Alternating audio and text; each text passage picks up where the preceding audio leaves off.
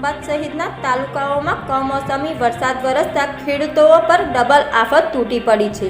પૂર્વ મધ્ય અરબ સાગરમાં સક્રિય થયેલા ડિપ્રેશનના કારણે જિલ્લામાં માવઠાની અસર સ્પષ્ટ જોવા મળી રહી છે।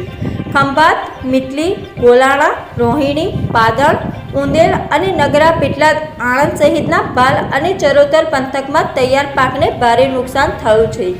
ખેતરોમાં તૈયાર થયેલા ડાંગર અને તમાકુના પાક કાપણી પહેલાં જ પલળી ગયા છે, જ્યારે સૂકવવા મૂકેલ પાક પણ ફરી વરસાદમાં ભીંજાઈ જતા ખેડૂતોને ચિંતા વધી ગઈ છે।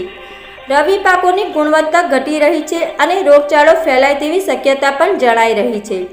શાકભાજીના ફૂલ ખરી પડતા નુકસાનની ભીતિ વધી છે।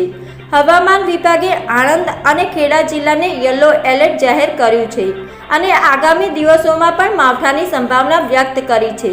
પવનની ગતિ પ્રતિ કલાક 10 થી 25 કિલોમીટર સુધી રહી શકે છે, જ્યારે તાપમાન 30 થી 35 ડિગ્રી વચ્ચે રહેવાની શક્યતા છે। ભેજનું પ્રમાણ પણ 80 થી 85% સુધી પહોંચી શકે છે।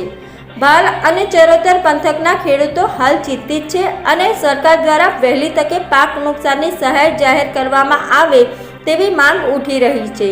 કમોસમી વરસાદની આ અસર કેટલા દિવસ સુધી રહેશે અને ખેડૂતોને શું રાહત મળે છે તે હવે જોવાનું રહેશે।